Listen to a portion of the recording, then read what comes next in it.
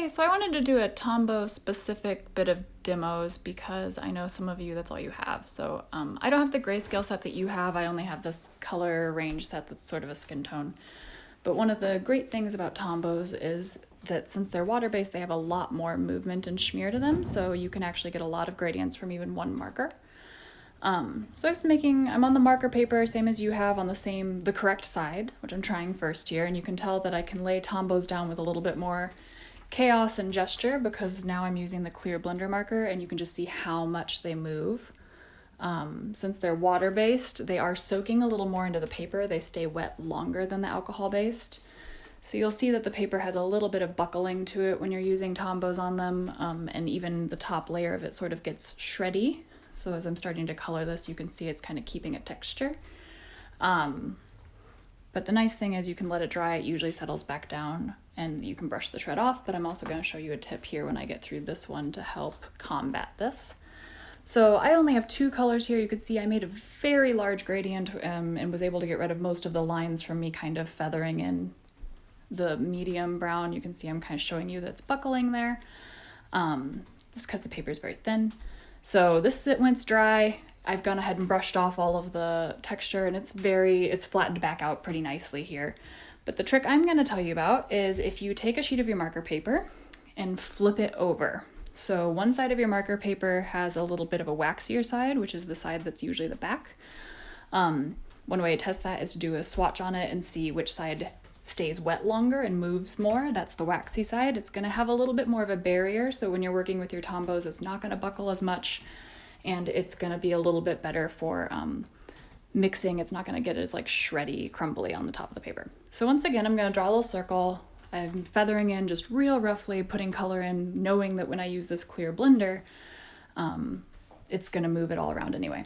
So I like to use the clear blender and start from the dark areas when I'm working with Tombows and use it to kind of feather and pull out. The only thing is, much like a paintbrush dipping it in water, I have to keep wiping the clear blender off to get the color back off of it.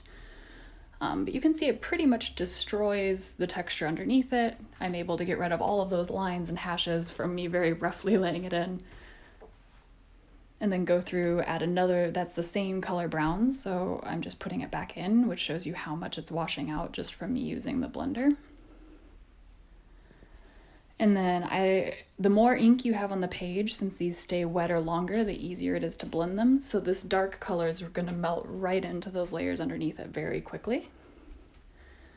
If you're having a lot of issues with paper buckling or a lot of issues with things, I do stuff sort of in steps, walk away, let it dry. They still dry much faster than a watercolor paint, but they don't dry as fast as an alcohol marker. So you can also use a slightly dampened paintbrush with Tombows, and you don't want to make it wet like watercolors, but a dampened paintbrush will move it all around, very similar to your blending marker. You can see I was able to get a lot of the same gradients as the right side of the marker paper, but conveniently with less of that buckling and shredding. So I'm going to do a quick little demo up here of one of the ribbons that we're talking about for your assignment. I'm going to start with just a black. I don't have any other gray tones in these markers, but I have a black and a blending marker, which is all I need to make a lot of grays. I know that the Tombow set you were sent, you have a wide range of grays, so you can get a little bit more of a delicate blend. But with just the black, I'm able to start swiping it out, feathering it from straight black.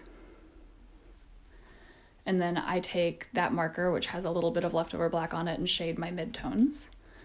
Wipe off the color, go back through, and start doing some blending. So I'm just continually pulling that color out with the blending marker, not adding any new color. And I can keep going back and reworking different areas, especially on the back side of the marker paper. The Tombows are going to stay very workable because they're just staying wetter longer. It's a little bit of a waxy finish, so it gives you more work time.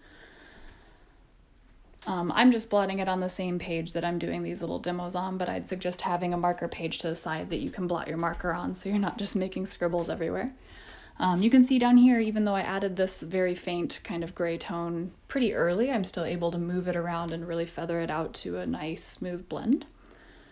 And then I don't have many colors in Tombows, but I wanted to show you I've got these three pinks, which are similar. They're sort of a dark, a medium, and a light. So for color mixing, they're kind of nice for a demo here. So I'm laying down my darkest one. I'm going over it with the medium one to feather it out a little bit. They move with the same way as if you were using a blender marker. Going over it with a lighter color will move what's underneath it. So that part is very similar to how the alcohol markers move, and how you're going to lay down the colors is going to be the same as how you would with the alcohol markers in those demos.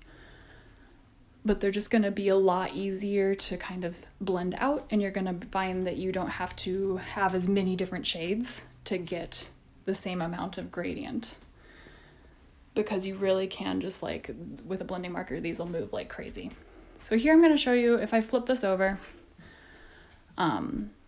when I'm using the wrong side of the paper, the other side stays entirely white. And when I'm using the wrong side of the paper, you can see through it. There is drawing on both sides of the other one, but it does show through and the buckling is more intense. So if you use the wrong side of the paper, it should stay entirely white and very flat on the other side. So there's my trick for Tombows.